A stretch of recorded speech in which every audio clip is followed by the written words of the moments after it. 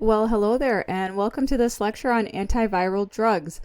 This is sure to be a little bit involved, maybe a little bit lengthy here and there. I encourage you to stick with me through this, take breaks as needed, take your notes, and make sure that you have good understanding. Feel free to watch this as many times as you need. All right, so let's look at some of the general principles of virology. And what really is a virus? So a virus consists of genetic material, either DNA or RNA, that's enclosed in a protein coat called a capsid. Some viruses also have an outer lipid envelope. Viruses must infect a host cell in order to replicate. They basically hijack the host cell's machinery and produce new virus particles. Each virus has a specific range of host species and cell types that it can infect. And the mechanisms by which viruses cause disease, including how they evade the immune system and spread within the host, is called pathogenesis. And that is different depending on the type of virus that we're talking about here. The immune response is the body's defense mechanism against viral infections, including innate and adaptive immunity. So these are sort of topics that go way back. And basically, it's very difficult to kill viruses because they are obligate parasites, right? They must live within the cells in order to reproduce. And when we try to kill the virus, a lot of times we are harming and killing many healthy human cells. And this results in pretty serious toxicities that are involved with the medications used to treat viral infections. Viruses enter the human host through many different ways. Could be through the respiratory tract, through inhalation of airborne particles from coughs and sneezes. For example, influenza, COVID-19. Through the GI tract by consuming contaminated food and water. So things like norovirus and rotavirus. Through the skin, through cups and scrapes and bites. And that would be through things like rabies and maybe some of the pox viruses. Through mucous membranes with contact with infected fluids in the eyes, nose, or mouth. So this could be things like the herpes simplex virus. Through blood, and that would be direct contact with infected bodily fluids, including things like HIV, hepatitis B and C. And viruses can also enter the body through inoculation, typically through needles and syringes, because that method bypasses the body's natural barriers and directly introduces the virus into the bloodstream or tissue. So examples that include transmission of this would be HIV, hepatitis B, and hepatitis C through contaminated needles. Now, sometimes we do this on purpose by giving like a weakened virus through a vaccine. And then, of course, transplacentally. So viruses can pass through to a neonate or a fetus from the mother. And let's look at some of the viral illnesses that one can experience through life. There are just so many of them. So I'm not going to go through all of these. Certainly you can pause and read them. But some of them are common to be seen. Some of them you may not have heard too much of them as far as their, I guess, official scientific name.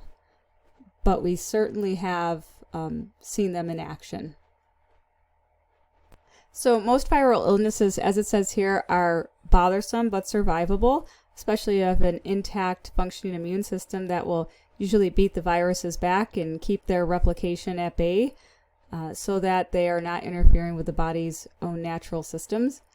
There are some vaccines that are available, and of course our mileage may vary for a lot of them because of the way viruses reproduce and can mutate.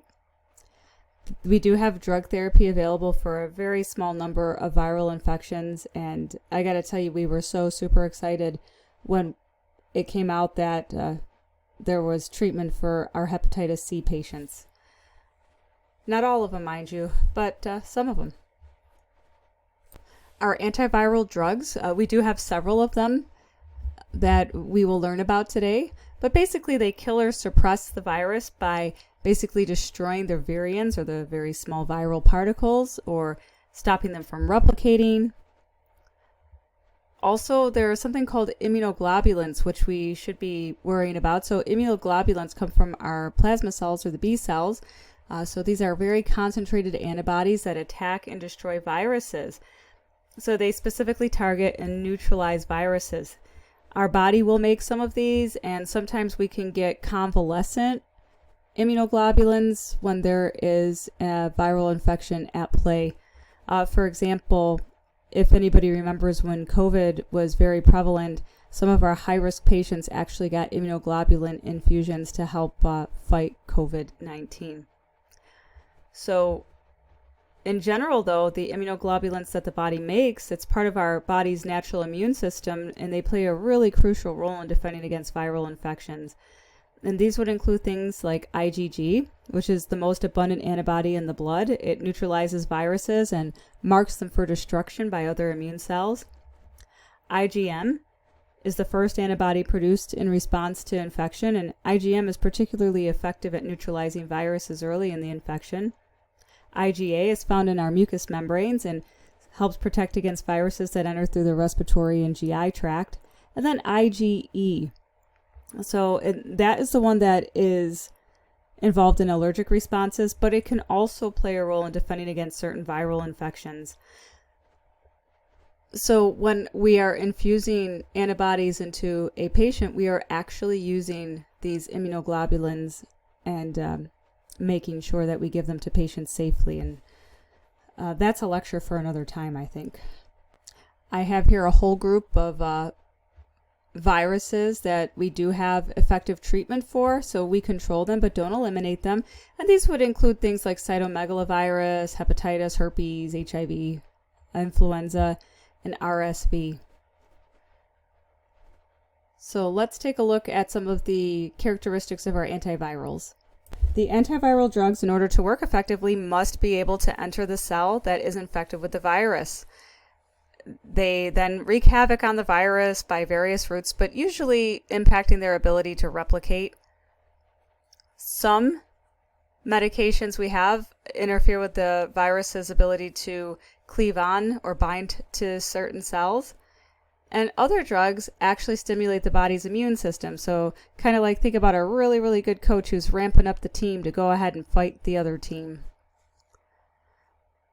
And remember that the best responses to antiviral drugs actually occur in patients who have good, competent immune systems, because these immune systems are really necessary to work with the medication to eliminate or suppress the viral activity.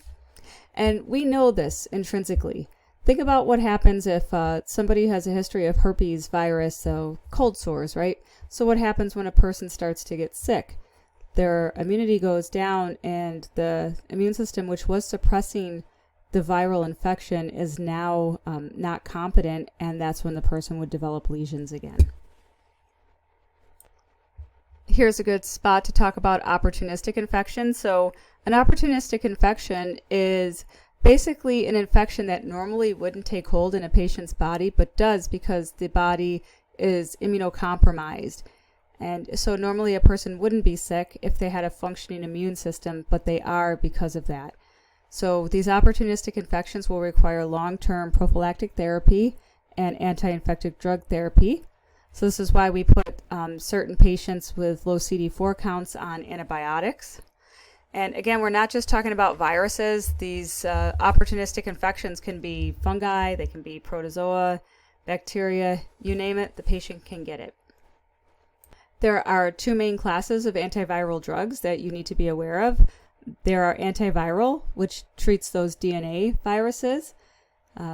So basically anything outside of HIV. And then we have the antiretroviral drugs. So those would be those medications that are used specifically to treat HIV.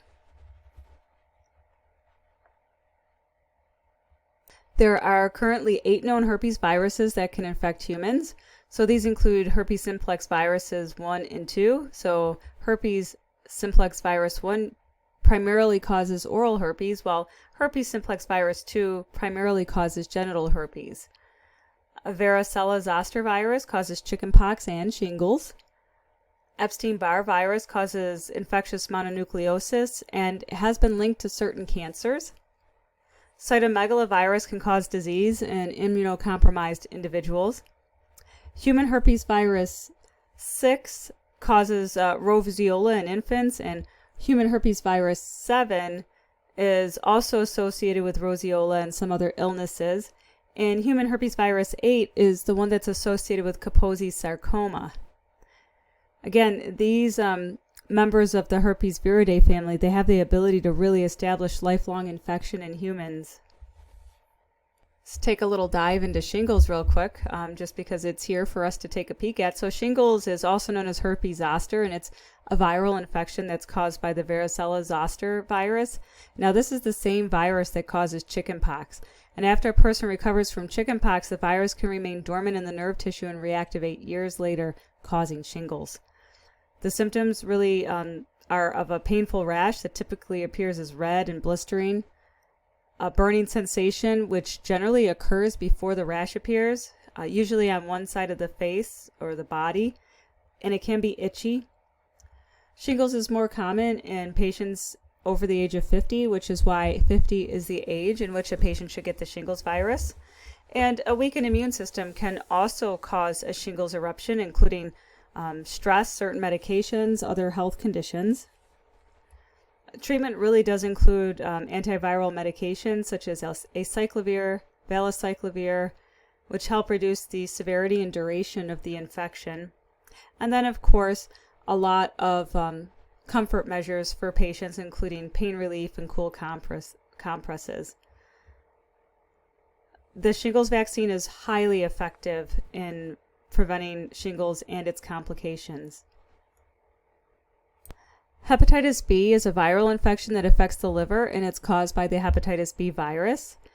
It's spread by blood and bodily fluids through direct contact, such as sharing needles, unprotected sexual contact, and from a mother during childbirth. A person could have an acute infection or live with a chronic infection. So acute infection, signs and symptoms often would be fever, fatigue, jaundice, dark urine, and abdominal pain. But chronic infection is often asymptomatic but can lead to serious conditions like liver cirrhosis or even liver cancer over time. There is a vaccine. It's highly effective in preventing hepatitis B vaccines. And think about our patients who are undergoing dialysis, how they always have hepatitis B testing prior to starting dialysis and are offered and should get the hepatitis B vaccine. And this is the reason that as healthcare workers, we're always checking to make sure that we have our hepatitis B vaccines and that we do have actual immunity by checking our titers. So chronic hepatitis B can be treated with antiviral medications to control the virus with the end goal of just preventing liver damage. So that's hepatitis B. Let's take a look at hepatitis C. Hepatitis C is caused by the hepatitis C virus, which attacks the liver and leads to inflammation. And again, this can be an acute or chronic long-term infection. Chronic hepatitis C can lead to serious complications, including cirrhosis, liver cancer, and liver failure. The virus is primarily spread through blood-to-blood contact, from sharing needles or through contaminated blood transfusion. And of course, alcoholic liver disease can lead to further complications of hepatitis C. So there is treatment available for some types of hepatitis C, but in general, we'd want to really focus our nursing care on making sure that the patient doesn't suffer liver damage, controlling the virus, and also controlling the spread of it. Again, hepatitis C is one of the leading causes of liver failure and transplants in the United States. All right, so most antiviral drugs work by blocking some of the activities of the virus, so the polymerase enzyme, basically how the virus will make new viral genetic material. Adverse effects really do vary with each drug, but regardless, that healthy cells are killed along with the virus because, again, the virus is inside the cells and there are serious toxicities. There are a lot of interactions. So some antivirals can interact with other medications, which would lead to increased side effects or reduced effectiveness. Medications that affect liver enzymes. Some drugs that affect liver enzymes like certain antibiotics and antifungals can alter the metabolism of antivirals. Grapefruit juice can interfere with the metabolism of certain antiviral drugs, which can lead to higher levels of the drug being in the bloodstream and increased risk of side effects. And alcohol can also interact with antiviral medications. Some of the medical contraindications would be liver or kidney disease, because that is how most of the drugs are metabolized and excreted. So they may need potentially reduced or adjusted dose requirements. And our patients with weakened immune systems may have different responses to antiviral treatment and may be at higher risk for side effects. So now let's go into some of the drugs, though.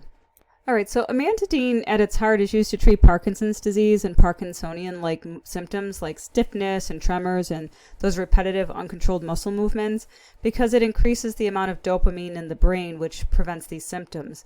Now, amantadine used to be to treat influenza A, but due to high levels of resistance, it's no longer recommended for that purpose.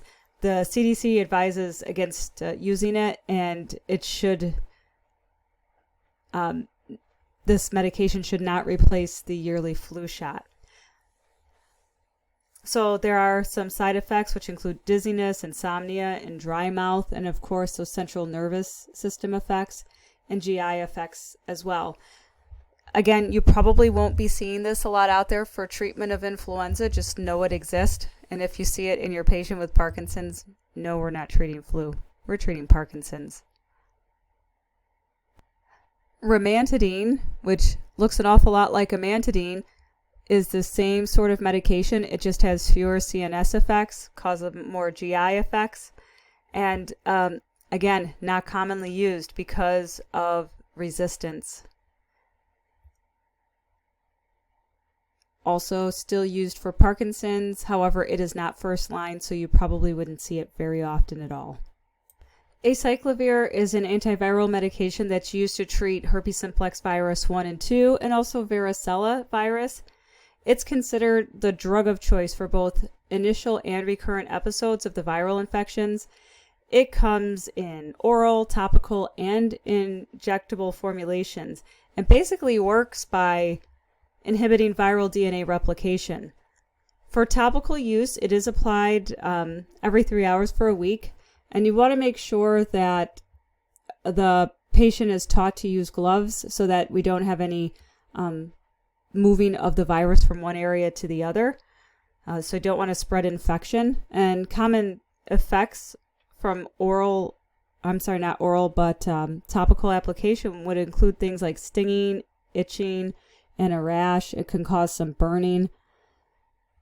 So as far as intravenous infusions, they'd have to be diluted as recommended, usually with dextrose or normal saline.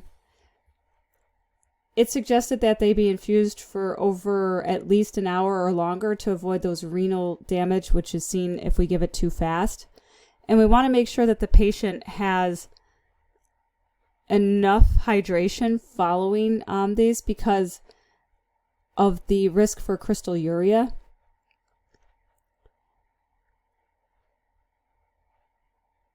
The other thing I'll mention is that IV acyclovir is stable only for 12 hours at room temperature, but if you put it in the fridge, it's going to precipitate. These medications should be taken for as long as prescribed, and again, wear gloves if you're applying this to a patient.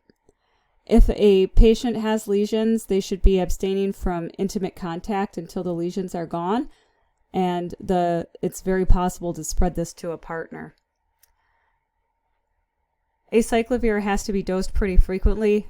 This is why other drugs like valacyclovir, which are given orally, they require less frequent dosing because it's considered a prodrug. Valacyclovir is a prodrug. So entecavir is used to treat hepatitis B. It's taken orally for at least 12 months. May need to have an adjustment based on renal impairment. There are black box warnings, which include acute hepatitis B exacerbations, lactic acidosis, hepatomegaly or enlargement of the liver, and a potential HIV resistance in unrecognized HIV infections. So this is why you would want to test the patient for HIV prior to starting the therapy. It should be taken on an empty stomach, and common side effects would include things like elevated liver enzymes, headaches, rashes, increased lipase, hematuria, and increased creatinine. Ganciclovir is an antiviral medication, and it's used for the treatment of cytomegalovirus, especially cytomegalovirus retinitis. It can be given intravenously, orally, or as an ophthalmic implant for the treatment of the cytomegalovirus retinitis. It's used to not only treat cytomegalovirus infections, but also prevent them in our patients who are at high risk, including those who have had an organ transplant. One of the major side effects is bone marrow suppression, and for this reason that the patient will need to definitely have their lab values monitored. Some of the other medications that are in this class would be valganciclovir, which is the prodrug in its oral form of ganciclovir, and other cytomegalovirus antivirals would be like foscanet and cidofovir, but they cause more renal toxicity rather than the bone marrow suppression. So I don't know why I have this on here twice, so you can feel free to take that right out of here if you wanted, okay? Because it doesn't make any sense. So I'm going to just erase it right here.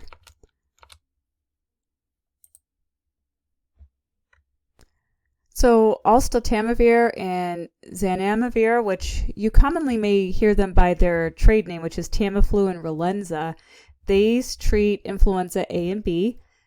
They basically reduce the duration of the flu symptoms by several days, but only if they're taken within 2 days of symptom onset. Tamiflu is taken orally, and Relenza is inhaled only. So common side effects are listed here for nausea and vomiting for the one that's taken orally, while Relenza or zanamivir can cause a lot of diarrhea, nausea, and sinusitis. So this is a little trick for us when you're thinking about medications. If you know how they're given, that can help clue you in on some of the side effects. So something that's given orally will cause more GI symptoms, and something that's given inhaled will cause more upper respiratory or pulmonary symptoms. Ribavirin is used to treat RSV infections, and it's for those infants who are hospitalized with the disease. So they would have severe lower respiratory tract infections. What we need to really be aware here is that any pregnant healthcare provider or those wishing to become pregnant must stay out of the patient rooms when this aerosol form is being administered, due to the potential for secondhand inhalation on the part of the healthcare provider. This is classified as a pregnancy category X drug with significant teratogenic risk factors. In fact, it carries a black box warning related to that. It is contraindicated again in pregnant women, their male partners, and should not be handled by pregnant healthcare workers. Other things, at least 2 forms of contraception must be used during and after 6 months of ribavirin treatment, and want to make sure that the patient is also monitored for bone marrow toxicity and bronchospasm.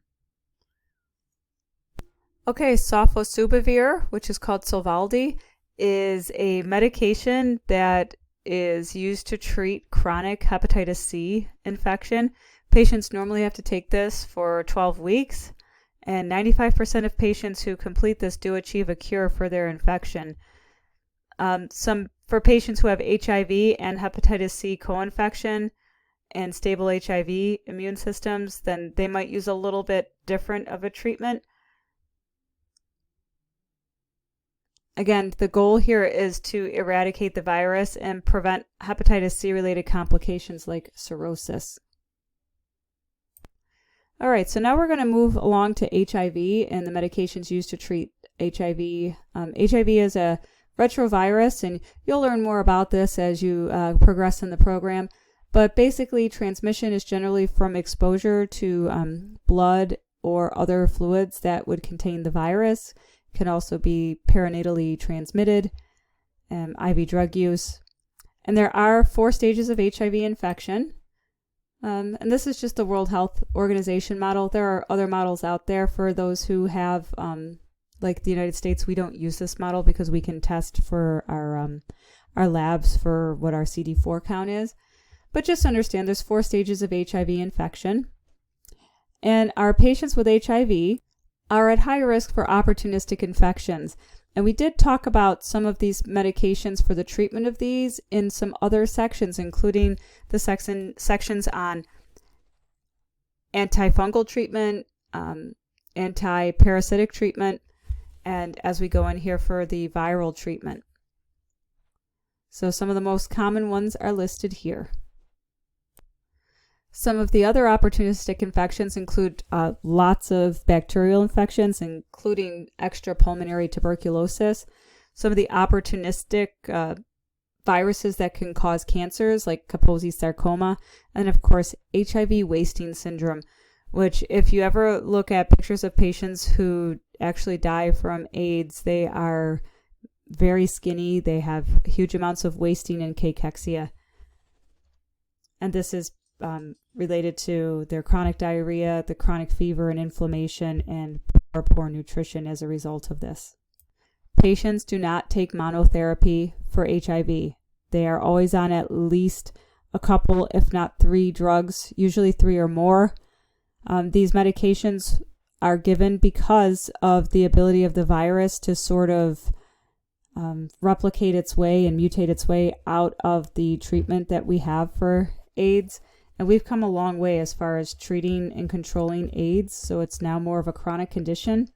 But if we have patients who are not compliant with the treatment, that can give us some drug-resistant strains of AIDS and HIV, and there are some that are available and out there right now. So it is very important that we know what drugs we're using, the patient knows about them, and knows how important it is to adhere to the treatment.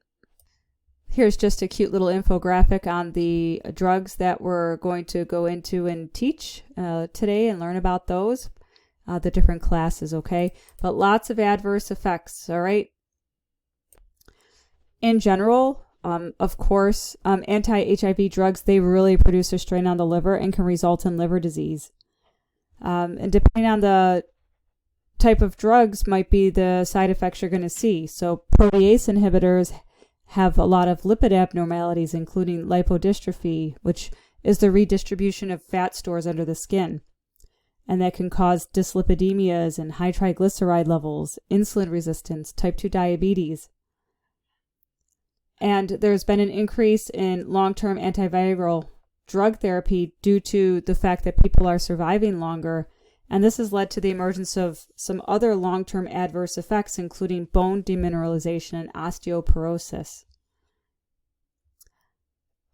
The goal really is to find a regimen that's going to best control the infection with the best adverse effect profile for the patient so that we have compliance with the treatment. Fusion inhibitors are a class that's used to treat HIV, and the only medication in this class is enfervitide, which is Fusion. Basically blocks HIV from fusing with the host cell, which prevents the virus from entering and infecting a cell. It's given by injection and used in combination with other antiretroviral drugs to suppress viral replication and reduce the likelihood that a person will develop drug resistance.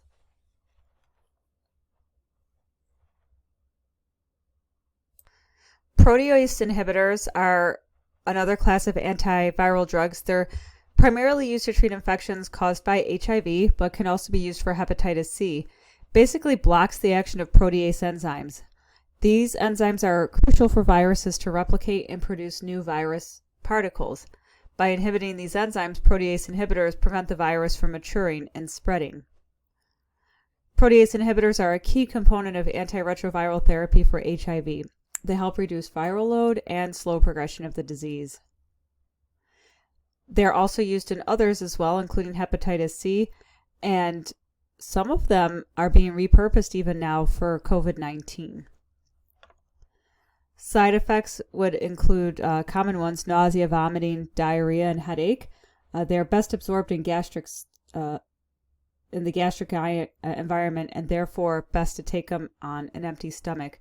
Some of the serious side effects would include liver problems, including increased cholesterol levels and potential drug interactions. Some of the other side effects would include lipodystrophy, dyslipidemias, and insulin resistance in some patients. These medications do end in NAVR, so you can sort of pick out which class they belong to based on the ending of the medication or the suffix. CCR5 antagonists work to, they target the CCR5 receptor, which is a protein on the surface of certain cells. So basically, certain strains of HIV use this to enter and infect host cells, and by blocking these receptors, these CCR5 antagonists prevent the virus from entering the cells and therefore inhibit its replication. It's used as antiretroviral therapy for HIV, and research is exploring the use in other conditions, including cancers and inflammatory diseases. Maraviric is the first CCR5 antagonist that's been approved for HIV treatment. Side effects, because it's oral: common diarrhea, nausea, and headache, and there is always the potential for liver toxicity and multiple drug interactions. The other thing to note is that Maraviric is used in treatment-experienced patients. So this means that they've been on treatment with other medications that are maybe the HIV may be resistant to other antiretroviral drugs. Non-nucleoside reverse transcriptase inhibitors, often called non-nukes, are a class of medications that inhibit the reverse transcriptase enzyme, which is really crucial for the virus to replicate. This prevents the virus from converting RNA to DNA and therefore stops its replication. So some of the more common ones would be nevirapine, efavirenz, etiravine. So most of them will end in with like the penes or the rines. They're used as a combination in antiretroviral treatment. They're often combined with other classes, including like nukes and maybe even integrase inhibitors and the like. And they basically enhance the treatment efficacy. Common side effects would be rash, nausea, headache, and dizziness. And of course, liver toxicity could also be a side effect. I don't mean to say side effect, really an adverse reaction. Integrase inhibitors basically block the action of integrase, which is an enzyme that HIV needs to insert its genetic material into the cells. And by inhibiting that enzyme, these instes prevent the virus from replicating and spreading. So common instes would be raltegravir, dolutegravir, and you can see they all end in gravir. So let me just put this here for you so you can see that, or we'll highlight that. So that's how you know what they are. Used in combination with other medications for the treatment of HIV. Side effects, common would be headache, nausea, diarrhea, potential for liver toxicity, severe skin reactions, and for this one, myopathy and rhabdomyolysis.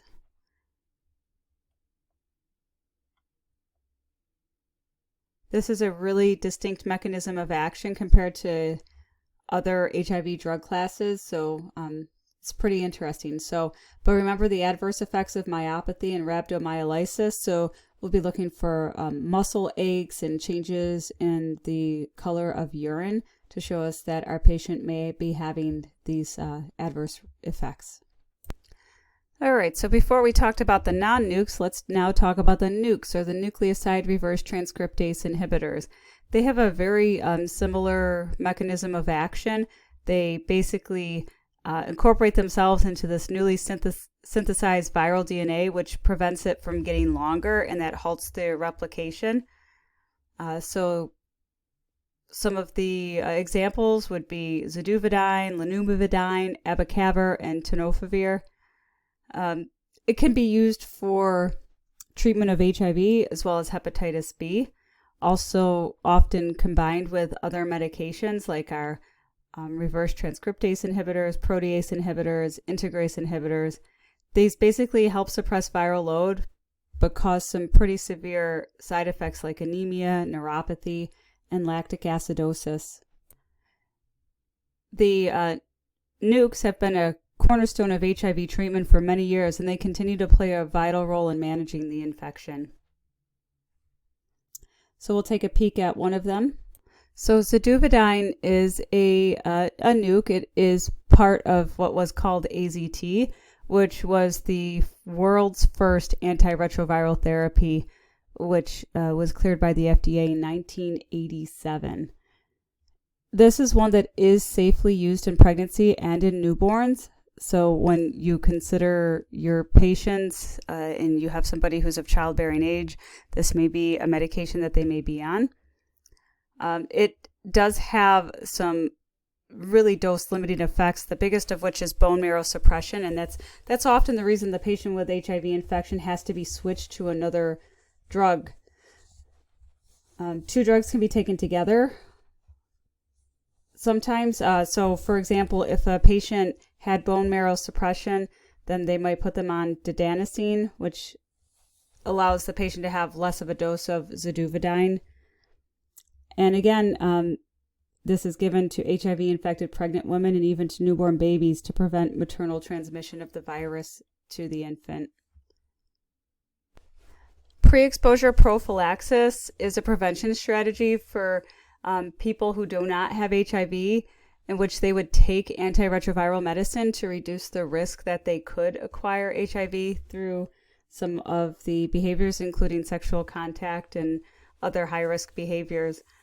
So the FDA has approved Truvada or tenofovir and emtricitabine. I can't even say it today, but basically Truvada.